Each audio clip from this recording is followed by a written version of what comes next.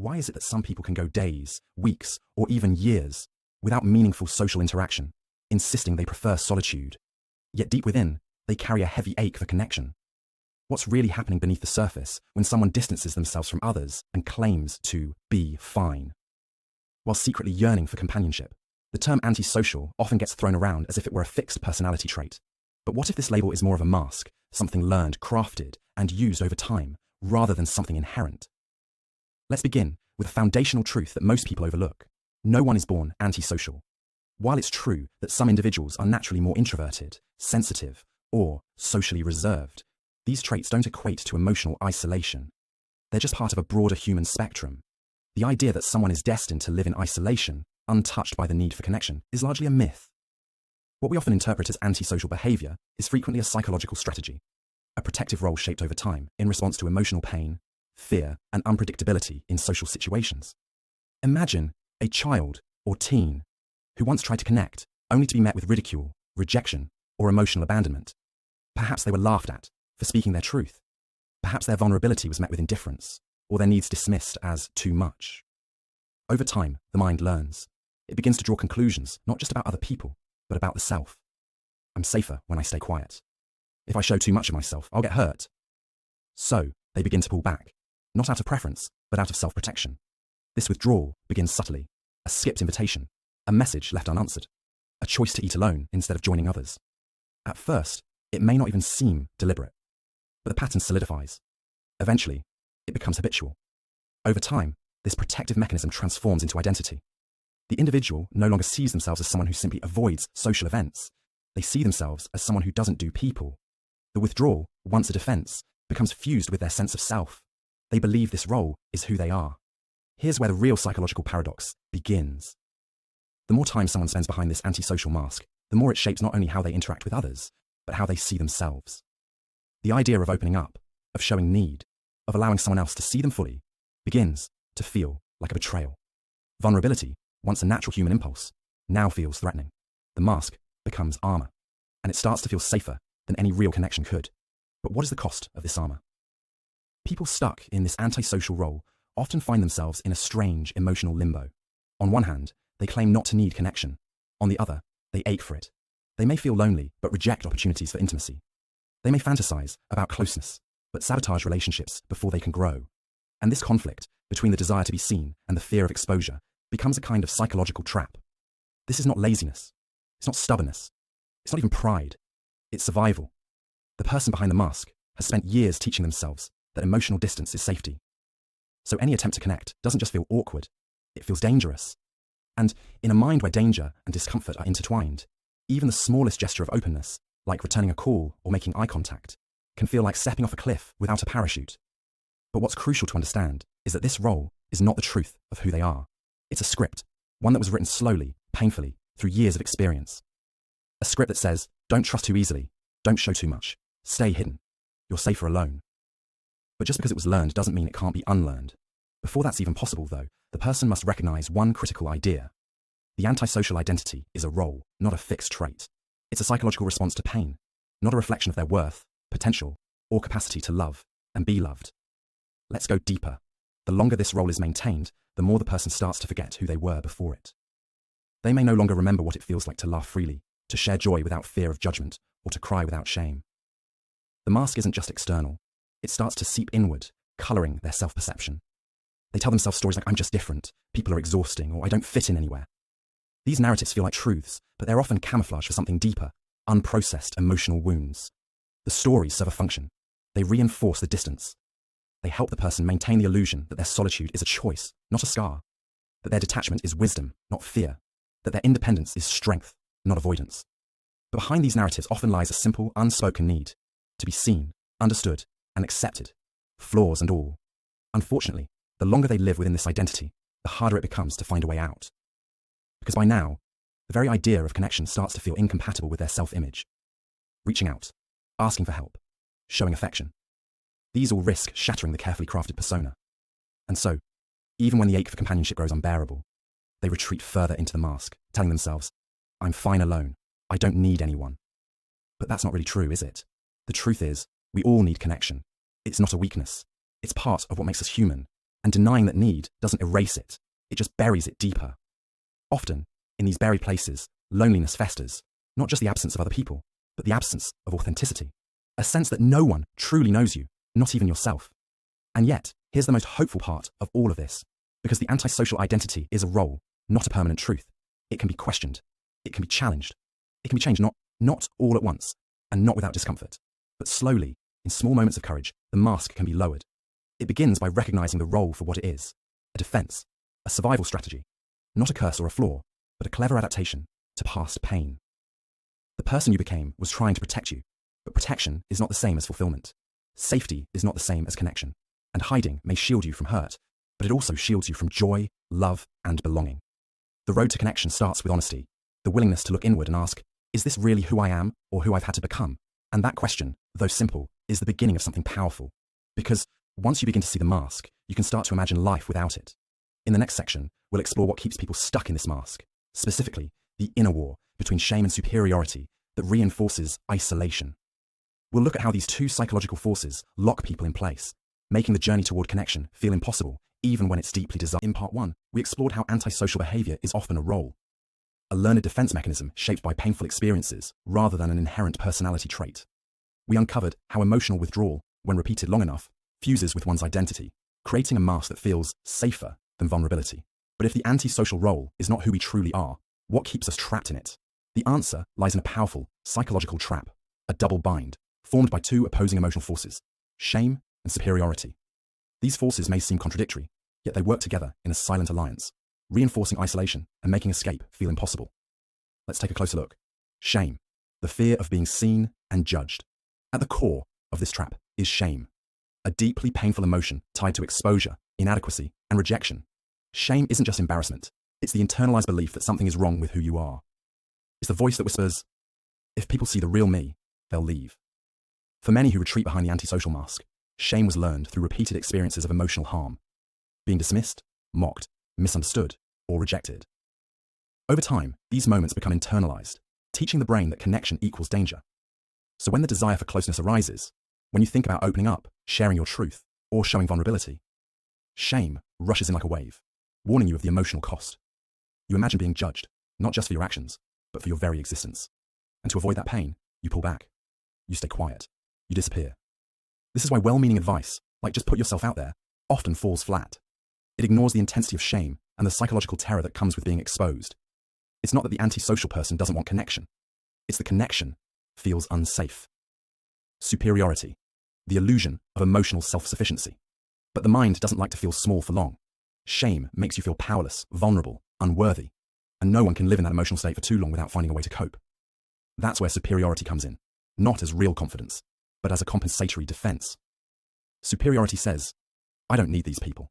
I'm better off alone. It builds a narrative that isolation is not a weakness, but a sign of intelligence, maturity, or emotional depth. You begin to view social interaction as shallow, noisy, or even fake. You convince yourself that you're above it all. But here's the twist. This sense of superiority isn't authentic strength. It's armor. It protects you from the sting of shame by creating distance, psychological, emotional, and even moral, between you and others. It tells you that your loneliness is a conscious choice, not a hidden wound. You start taking pride in your detachment, imagining that it makes you more independent, more insightful, or more enlightened than those who constantly seek connection. But deep down, what you're really doing is hiding, not just from others, but from yourself. The war within, shame versus superiority. These two forces, shame and superiority, form a psychological tug of war. When you feel the urge to reach out, shame punishes you with fear of judgment. But when the loneliness becomes too much, superiority offers a bitter consolation. They're not worth it anyway. You're trapped. You long for closeness but fear the exposure. You crave intimacy but defend yourself with distance. Each emotion cancels the other out. The result? Emotional paralysis. No matter what direction you move in, you're met with pain. This inner conflict can become so normalized that you stop recognizing it as a defense. You start to believe, this is just how I am. But it's not. What you're experiencing is not a fixed identity. It's a stalemate between two protective strategies. Shame says you're not good enough to belong. Superiority says you're too good to need anyone. Neither is true, but both feel real. The effects of the double bind. Living inside this bind affects more than just your social life. It reshapes your inner world. You become hypervigilant in relationships, scanning for signs of rejection. You avoid emotional risks, like admitting need, asking for help, or saying I miss you, because they threaten the self-image you've carefully maintained. You may even start to sabotage relationships that begin to get too close. Why? Because connection threatens the coherence of the role. If you've built your identity on not needing anyone, what happens when someone genuinely cares for you? What happens when you start to care back? The mask cracks, and with it, the illusion of emotional invulnerability. This is why antisocial loneliness is not just about the absence of people.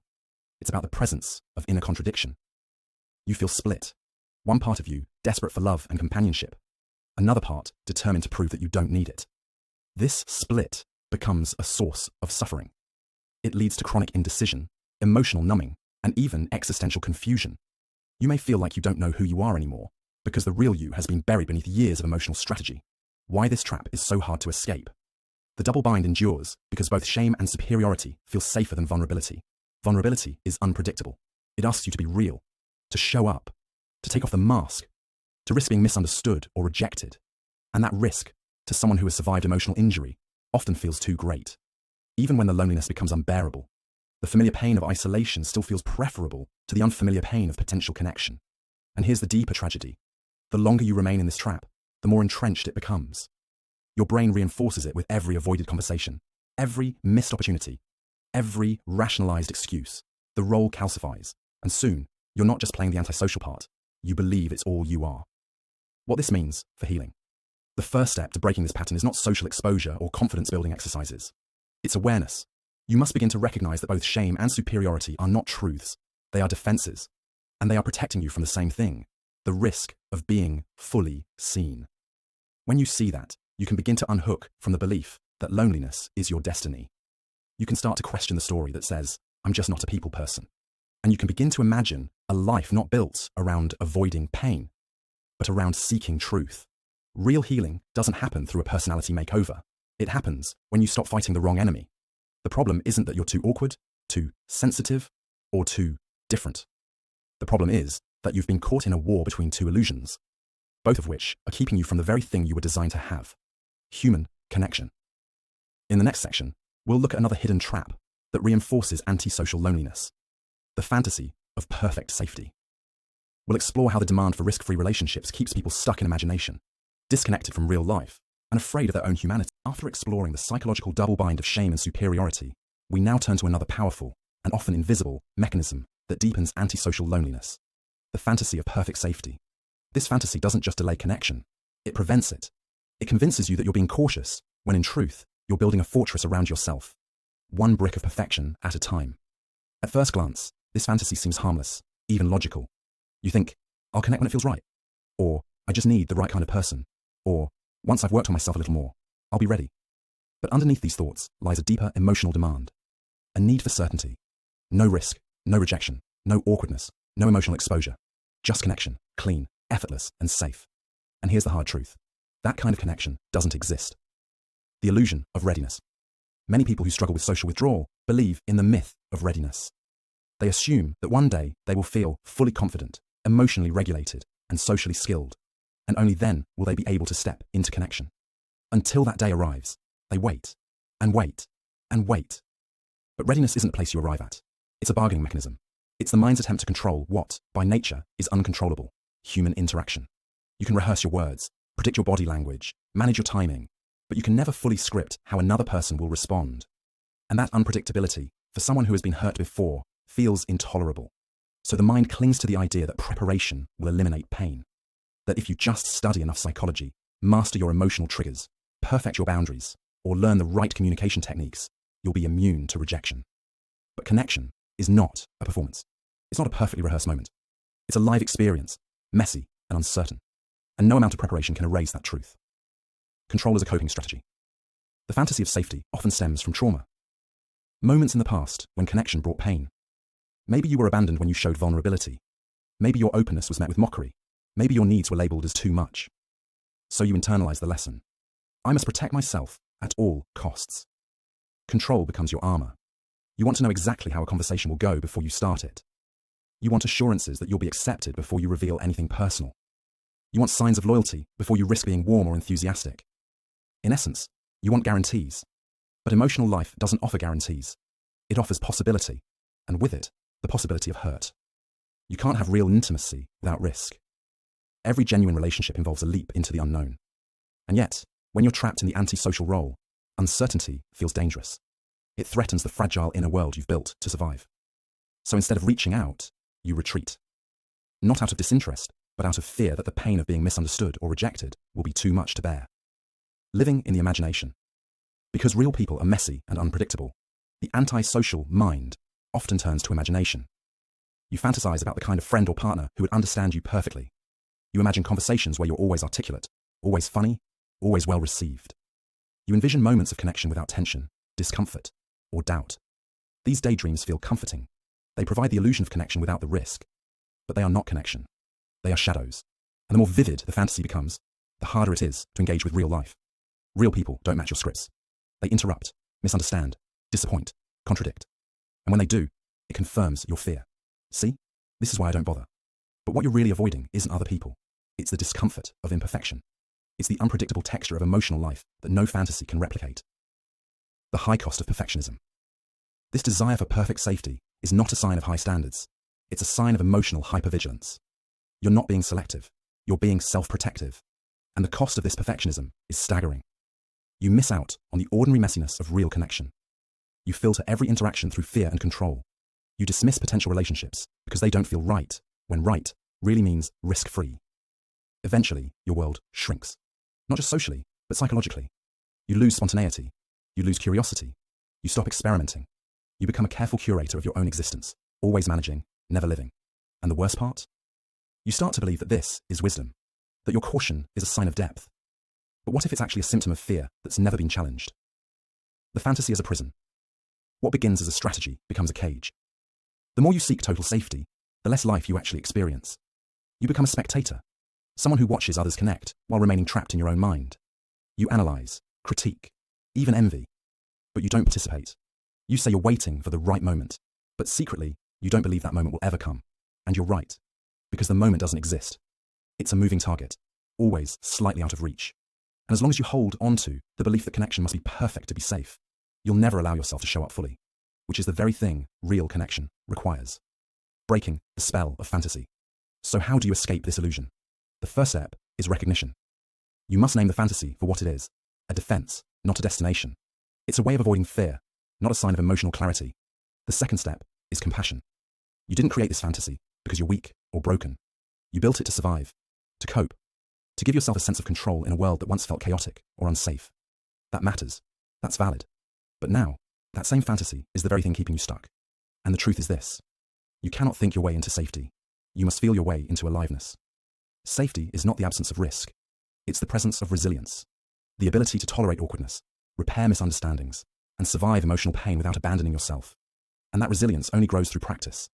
Not theory, not imagination, but real, imperfect, human interaction. The courage to show up messy. To move beyond this fantasy, you have to allow yourself to be seen. Not as a finished product, but as a work in progress. You have to risk being boring, misunderstood, anxious, too much, not enough. You have to accept that some conversations will be clumsy, some people won't get you, some interactions will sting. But the payoff, realness, connection that isn't filtered through self-protection, intimacy that isn't scripted, a sense of belonging that doesn't require perfection, only presence. In the end, the fantasy of perfect safety is not just unachievable, it's unnecessary. You don't need to eliminate risk to be loved. You only need the courage to be human. In the final part, we'll explore what true healing from antisocial loneliness looks like, not as a performance of social skills, but as a radical act of self-betrayal, breaking free from the role you've constructed and choosing to show up, flaws and all. So far, we've explored the construction of the antisocial role, the double bind of shame and superiority, and the trap of the risk-free connection fantasy. But all of that leads us to the most important question of all. What now? If you've spent years behind the mask, waiting for the right moment, how do you begin to reclaim connection? Not in theory, but in lived experience. The answer is both surprising and counterintuitive. You don't break the mask by fixing yourself. You break it by betraying it. This is what we mean by self-betrayal, not in a moral or ethical sense, but in a psychological one. To heal from antisocial loneliness, you must be willing to act against the very identity you've spent years protecting. You must deliberately contradict your old script, the one that says, don't show need, don't get too close, don't let them see you sweat. And that, ironically, is the most authentic thing you can do. The myth of the authentic self. Many people believe that authenticity means being true to yourself. But what happens when the self you're being true to is actually a defense mechanism, a persona you constructed to avoid pain? You might say, this is just who I am. I like being alone. I don't trust easily. I keep my circle small. And maybe some of that is true, but how much of it is choice and how much is protection? Real authenticity isn't about repeating your patterns. It's about examining them. It's about asking, is this truly who I am? Or is this who I became to feel safe? If the answer is the latter, then being true to yourself actually means changing. Not because you're broken, but because you're ready to stop living on autopilot. Betraying the role to reclaim agency is the ability to act in alignment with your values, even when fear is present. And that agency starts to return the moment you take actions that violate your mask. Let's be clear, this is not about becoming extroverted or suddenly diving into crowds. It's not about faking it till you make it or forcing social performance. It's about choosing one small moment of courage over comfort. That might look like replying to a message you would normally ignore, admitting to a friend that you've been feeling lonely, sharing something personal, even when you fear it might be awkward, initiating a hangout, and being okay if it's declined, letting someone see you nervous or unsure, instead of hiding it behind detachment or irony. Each of these moments is a violation of your old identity. And that's the point. Because every time you take a small action that contradicts your mask, you send a signal to your nervous system. I can survive this. I can be seen and not destroyed. I can be real and still worthy of connection. This is not easy. Your body may resist. Your mind will offer excuses. The shame may surge, and the superiority may whisper, you're above this. But beneath those defenses is a deeper truth. You're tired of being alone behind the mask. Micro-rebellions. How change really happens. Big transformation doesn't happen all at once. It happens through micro-rebellions, small, deliberate acts of self-betrayal that slowly chip away at the walls you've built. Maybe you let your voice shake in conversation. Maybe you reach out when you're feeling vulnerable instead of waiting to feel strong. Maybe you allow a moment of awkward silence without rushing to fill it. Each of these moments rewrites your internal script. They are tiny cracks in the mask, and through those cracks, real intimacy can begin to leak in. Over time, these micro-rebellions accumulate. What once felt impossible, being open, messy, needy, uncertain, begins to feel possible, then natural, then freeing. You realize that what you feared most, being seen in your full humanity, is actually what you longed for all along. Redefining safety as tolerance, not control. Healing doesn't mean you'll never feel anxious in social situations. It means you stop needing to eliminate the anxiety in order to act. You stop trying to control every outcome. You stop waiting for the perfect moment.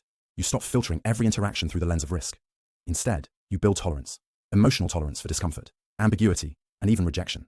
And in doing so, you redefine what safety really means. Safety is not the absence of fear. It's your ability to stay with yourself in the presence of fear.